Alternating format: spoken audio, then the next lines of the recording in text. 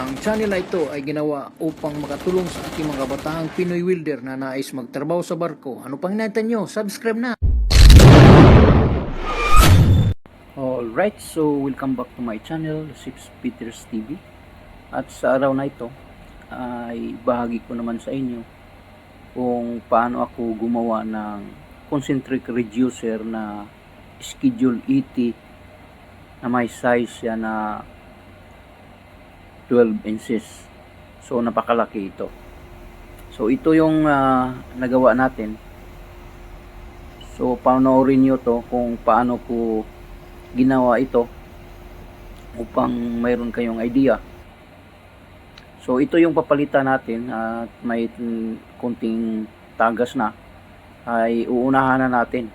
Kailangan nating palitan, huwag na nating hayaan na tumagas. So ito yung ating tubo na gagawin nating concentric reducer na 12 by 8 inches. So ganyan ang pagguhit at mayroon itong 10 cuts. Kung magtanong kayo kung paano ko kinuha yung cuts na yan, ay mayroon akong na-upload na video sa mga formula na yan. So nakita nyo yan ay napakakapal na tubo at kinamitan namin ng acetylene. So ito yung ating batang bata na second engineer. Siya ang nagpresenta na maghiting, ako ang tagamaso. So yan, hindi natin pwedeng martilyo lang yan dahil napakakapal. Kailangang maso talaga ang gamitin natin upang mabin siya. Ayan, nakikita yung maso na yan. Yan ang ating pamukpok doon. At pagkatapos nating na ipukpok lahat, ito na yung kalalabasan. So 10 cuts ito. Nakikita nyo yan. Napakaganda ang pagkahubog. So sa ganitong klaseng tubo na 12 inches, maganda ang 10 cuts dahil maganda ang pagkahubog niya. Napapansin nyo yan, oh? Napakaganda ang pagka-circle. So yun ang ating project for today. So bago natin katingin, i-welding muna natin. Yan, we-welding na yan. Pati yung loob ay na-welding na rin upang maganda ang ating although mayroon siyang penetration sa loob, pero winelding ko pa rin sa loob, patungan ko pa rin upang makakasiguro tayo na wala talagang tagas, dahil mahirap na pag tumagas ito, walang space doon, ulitin mo naman, so mahirap. Kailangan siguraduhin natin. So ito yung welding rod na ginagamit ko, ay napakahusay ito.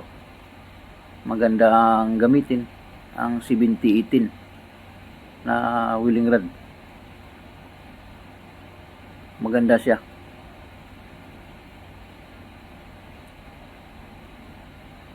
Gawa ng Lincoln.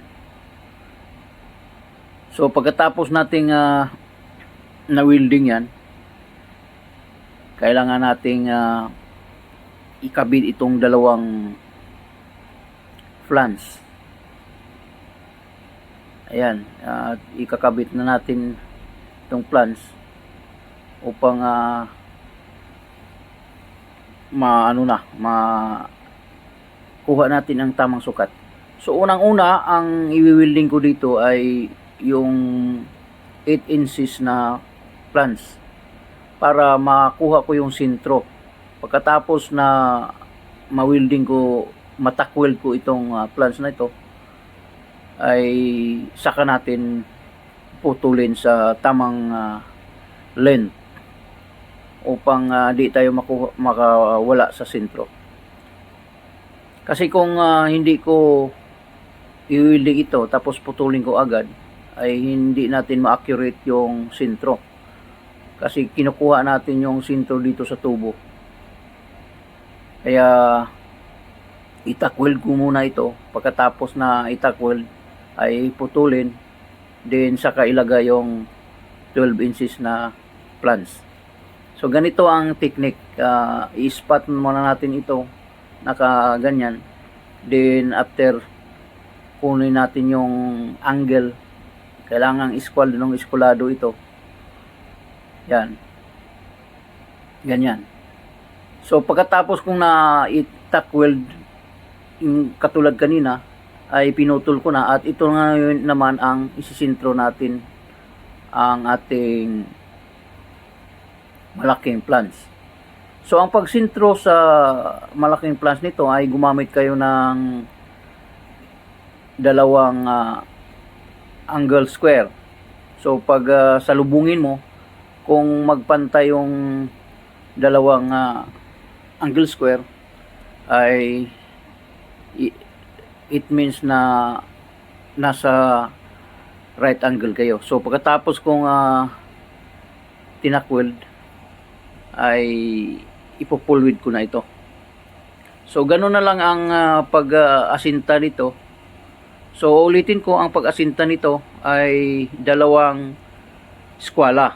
Pag salubungin mo yung dalawang eskwala, so pagkatapos nating na i-pull wheel, ito na yung kalalabasan niya. Na i-grind ko na at ready na ito sa pag pintura. So ganyan. So hindi ko na muna ginagrind itong welding ko, kasi kung i-grind mo yung welding na yan ay magbawas na naman sa ating kapal sa pag-welding. So kaya hinayaan ko na lang yan na ganyan, at pipinturahan ito at bukas ikakabit na. So ganyan ang technique dito. So ito yung reduce na to, kasama itong elbow. So sa mga nakaraan kong video, itong elbow at saka itong reducer ay magkasama yan. So ayan, tapos na at nakasalang na sa lugar na doon siya pipinturahan. At pagkatapos nito ay ikakabit na. So ang full video nito sa pagkakabit nasa aking unang na-upload doon sa 90 degrees elbow. Ito yung kasama niya na reducer, concentric. So nakita nyo yan, itong dalawang elbow na ito, ibang ibang pipe naman ito, yung dalawang 90 degrees elbow sa LT Kohler yan.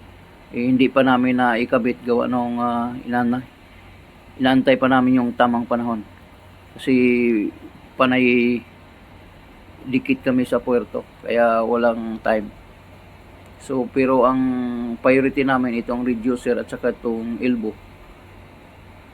Ito yung video na to, continuation ito doon sa nakaraan. Pero itong elbow na to, reducer, ito yung karugtong doon sa elbow na ating unang na-upload. So ganyan ang diskarte sa paggawa ng concentric reducer na napakakapal na tubo. Schedule ET ito. So napakahirap na gagawin ito, dahil kung mag-isa ka, napakahirap, kasi ikaw hihitingin po ng acetylene, tapos di pwede na paluin ng martilyo lang. Kailangan talaga masok. So ganyan ang paggawa ng concentric reducer. At ulitin ko, ang formula na ito ay nasa aking video na upload. Okay, so marami pong salamat sa nanood sa video na ito, at sana ay mayroon kayong napulot naman na kaalaman kung paano ginawa ito. At kung naguluhan kayo, please comment down para maisagot ko. At kung marami pa kayong tanong, mag-message ka lang kayo doon sa ating Sis Peters TV na page sa Facebook upang masagot ko. Pero mas maganda dito dahil madali kong maisagot sa YouTube. Marami